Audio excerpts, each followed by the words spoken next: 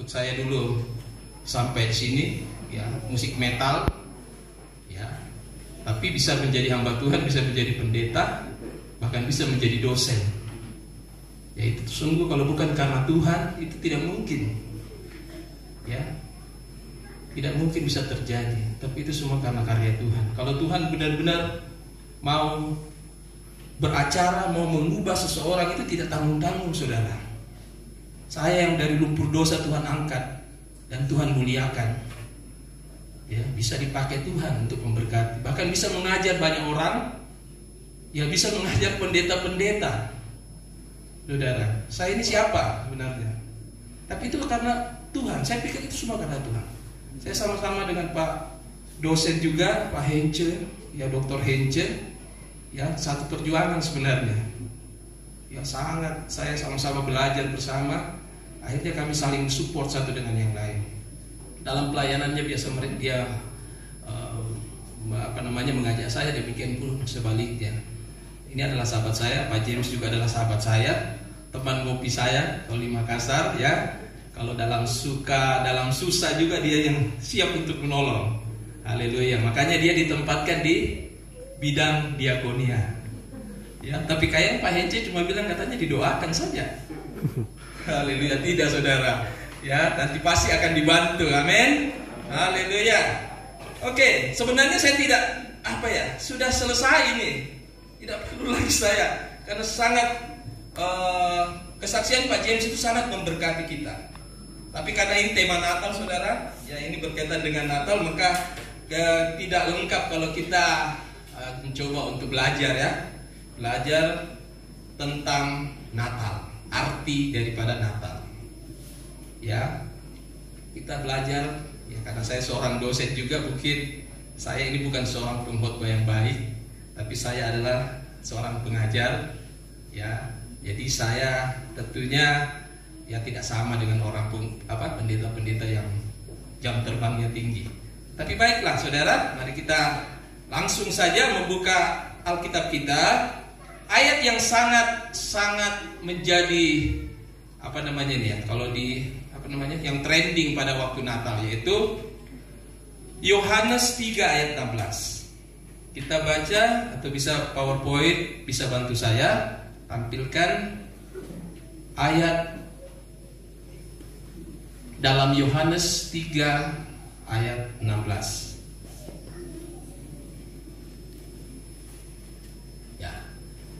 Ya, mungkin nanti kita belajar, ya, kata demi kata apa yang terkandung dalam ayat ini.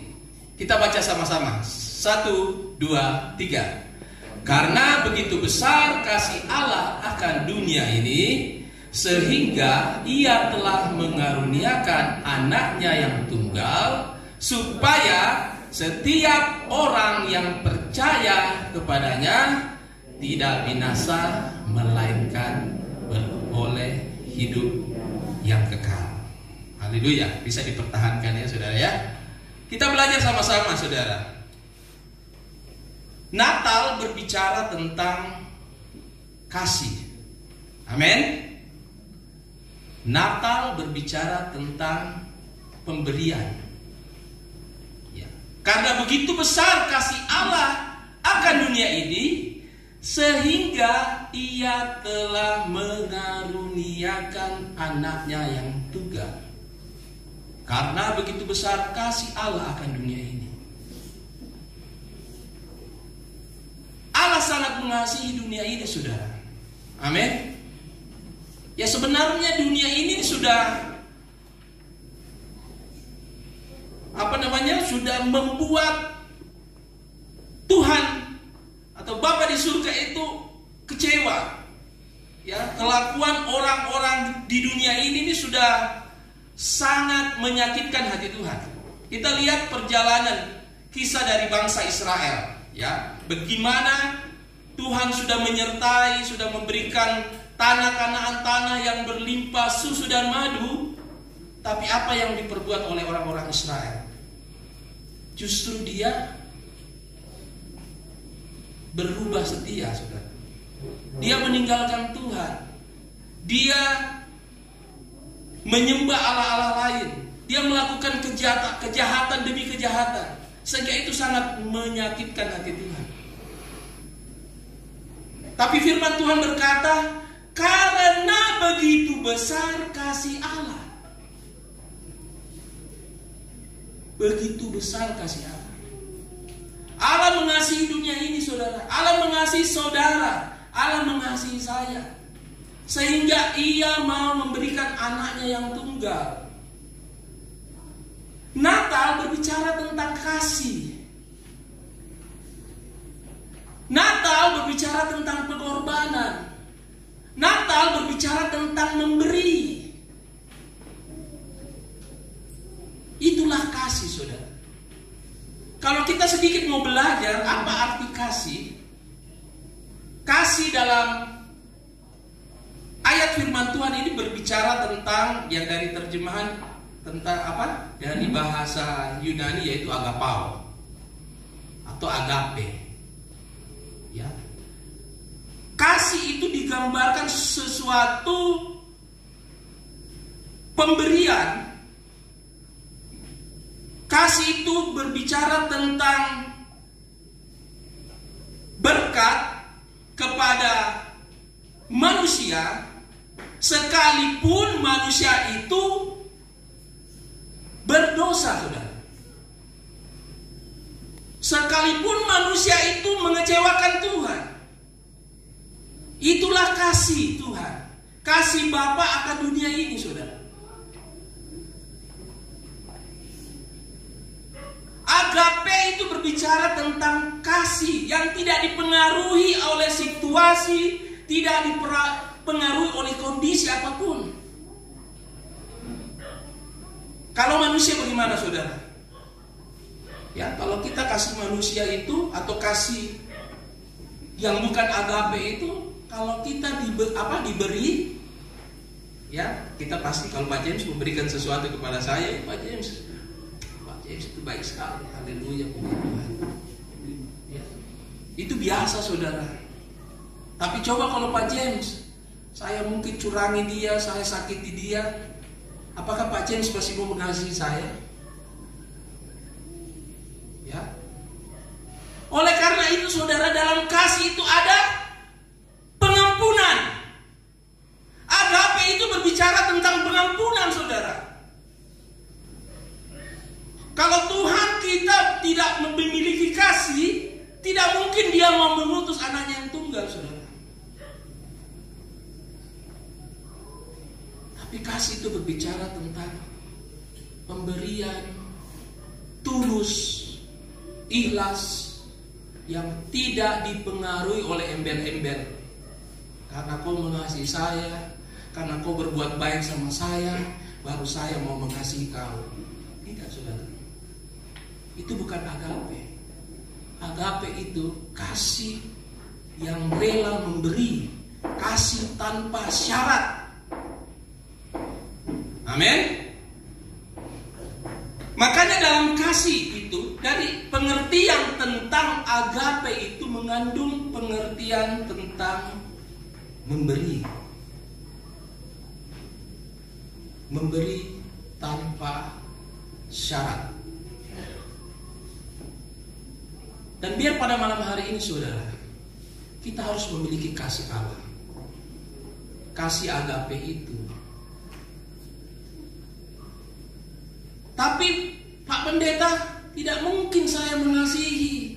Saya sudah dilukai. Saya sudah difitnah. Saya sudah ditipu. Bagaimana mungkin saya mengasihi dia? Saya sudah berbuat baik kepadanya, tapi dia begitu jahat kepada saya. Saudara yang dikasihi Tuhan, tidak mungkin, saudara, kita, ya firman Tuhan katakan, kalau kita tidak mengampuni, maka Bapa tidak mengampuni kita.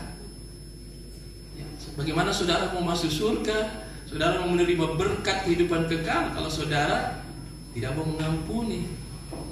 Karena kasih itu berbicara tentang pengampunan.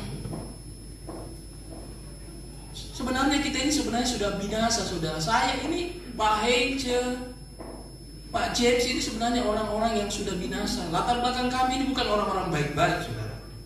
Apalagi saya, saudara. Ya. Oleh karena itu, dalam suatu peristiwa, saya beberapa kali juga dilukai, termasuk dengan saudara-saudara saya. Kadang-kadang yang menyakiti kita orang-orang terdekat, saudara. Benar tidak? Difitnah, ya, pokoknya diceritain yang jelek-jelek. Tapi karena firman Tuhan katakan, ampunilah orang yang bersalah kepada kami, seperti kami juga mengampuni orang yang bersalah. Itu ada di doa Bapa kami, saudara. Syarat-syarat kalau saudara, doa saudara mau dikabulkan itu harus dengan mengampuni. Makanya kalau ada doa saudara yang tidak dijawab sampai hari ini, ya tolong koreksi diri saudara. Karena agape itu berbicara tentang pengampunan, kasih yang tidak bersyarat.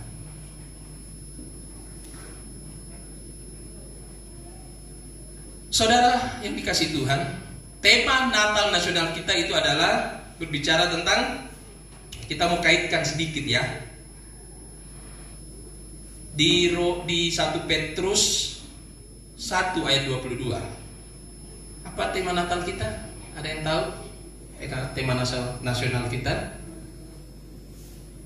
kasih Kristus yang menggerakkan persaudaraan. Kasih Kristus yang menggerakkan persaudaraan. Itu ada di 1 Petrus 1 ayat 22. Saya mencoba untuk merenungkan ayat ini, ya. Bagaimana bisa kasih Kristus yang menggerakkan persaudaraan itu? Ya. Tanpa agape tidak mungkin kita sampai kepada kasih Kristus yang menggerakkan persaudaraan. Kenapa, saudara? Di Alkitab ini, tadi saya sudah menyinggung tentang istilah agape. Ternyata istilah kasih yang ada di Alkitab itu, ya selain agape, ada juga kasih phileo atau philea. Atau kalau artinya itu sebenarnya kata-kata yang sebenarnya ada philean, ya kasih persaudaraan. Jadi kalau saudara meneliti di Alkitab, ada dua kata kasih yang muncul. Memang dalam bahasa Yunani ada 4 kata kasih ya. Pertama agape, philea atau phileo. Yang ketiga ada storge. Storge itu kasih antara orang tua, kerabat. Dan yang keempat kasih eros. Ya, eros itu katanya kasih yang dilandaskan oleh keinginan wanita dengan pria. Tapi dalam Alkitab yang saya teliti, karena saya belajar juga, saudara, ada 2 kata kasih yang muncul. Yang pertama, kalau kita berbicara tentang kasih di 1 Korintus 13, kasih itu adalah sabar, murah hati dan sebagainya. Atau di buah roh itu kasih itu artinya adalah dari kata agape, agapao. Tapi yang muncul di sini, saudara, kasih philea atau phileo, kasih persaudaraan. Tapi bagaimana kasih persaudaraan itu bisa terjalin, saudara? Ternyata setelah kita mengalami kasih Allah. Dan juga sebaliknya, kalau kita mau mengasihi saudara kita, saudara baik itu saudara atau saudara yang seiman, kita harus mengalami kasih.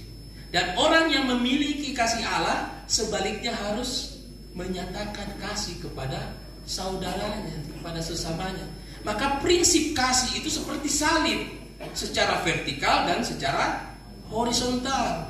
Kasih agape itu berbicara tentang vertikal, kasih phileo itu berbicara tentang horizontal, kasih kepada manusia.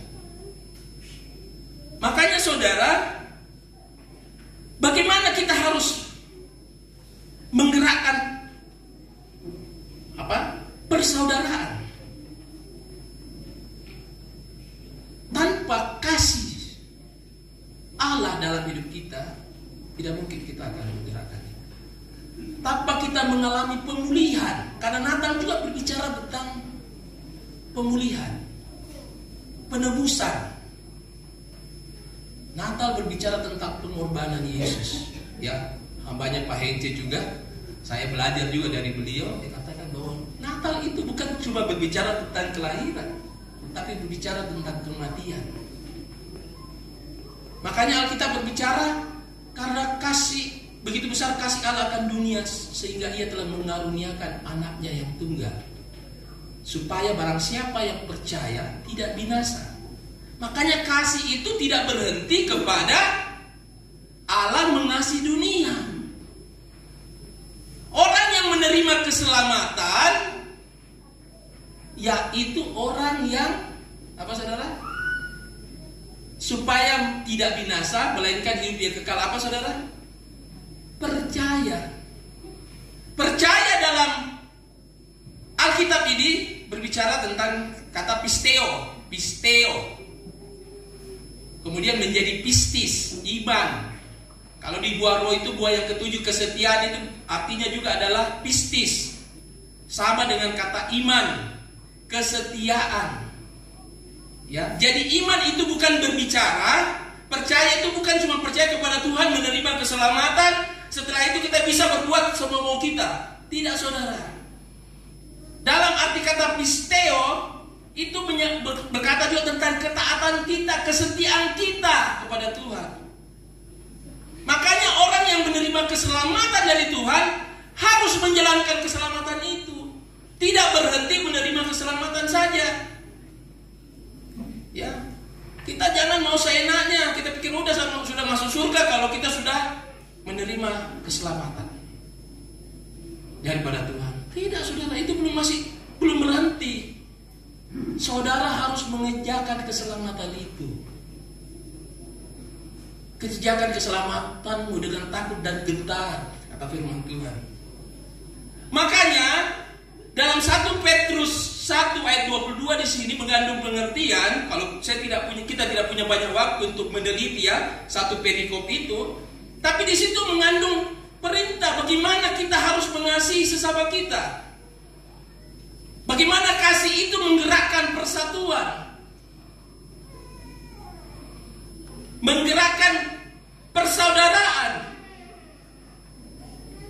Bagaimana kasih itu menggerakkan persaudaraan. Makanya salah satu aplikasi daripada kita menerima keselamatan, yaitu kita mengasihi saudara-saudara kita. Tentunya kita pertama mengasihi Tuhan, karena firman Tuhan katakan, kasihilah Tuhan Allahmu dengan segenap hatimu, segenap kekuatanmu, segenap akal budimu. Tetapi hukum yang sama dengan itu mengatakan, kasihilah sesamamu manusia. Karena tidak mungkin kita mengasihi Allah kita kalau kita tidak mengasihi saudara kita. Amin.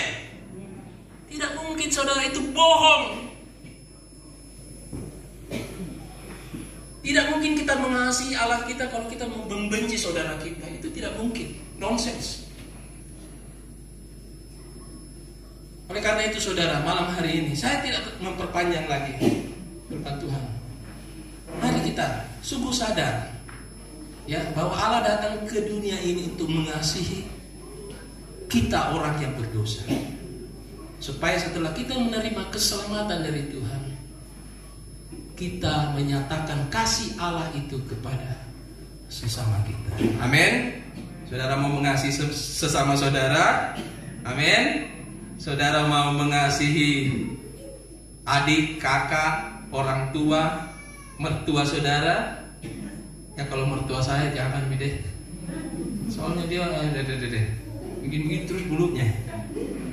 Pote-pote terus. Orang Makassar bilang, kalau orang Toraja bilang apa?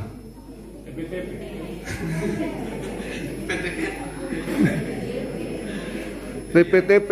Semua orang punya mertua ya. TP. Iya, kadang-kadang kita gitu.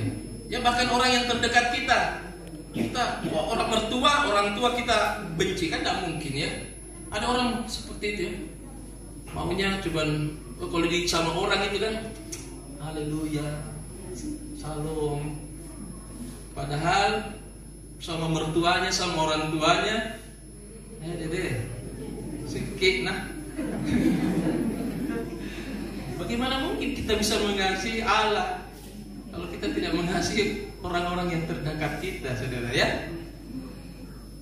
Oleh karena itu, apa berkat Natal pada malam hari ini? Ya, kita bukan cuma memberi. Saya lihat mendengarkan tadi dari worship leader juga, kasih itu bukan cuma kita kan kalau Natal maunya menerima saja, ya, menerima kado. Kita ini bukan anak-anak lagi, saudara ya. Yang dapat kado itu anak-anak kecil. Tapi sekarang apa, saudara? Tugas kita memberikan sesuatu sebagai bukti kasih kita kepada Bapa di surga. Bukti dari pengorbanan Tuhan Yesus. Kita mengasihi. Kita mari sekarang mengasihi saudara-saudara kita. Waktunya Natal itu kita berbagi kasih. Ya, jangan karena tidak duit tidak ada apa orang tua aja bilang, kalau tidak tidak dipeduli. Jangan, saudara. Jangan kita memandang buka. Jangan kita karena saudara kita yang susah sehingga kita tidak apalagi tidak memperhatikan. Justru kasih yang digerakkan oleh persaudaraan itu adalah kita justru harus mencari orang-orang yang berkesusahan, saudara-saudara kita dulu. Nggak usah kita pikir jauh-jauh. Orang-orang terdekat kita dulu, tetangga kita dulu. Ya, lihatlah saudara-saudara jemaat-jemaat yang berkekurangan. Disitulah kita berbuat kasih kepada mereka. Amin. Ada amin. Haleluya. Terima kasih. Saya serahkan kepada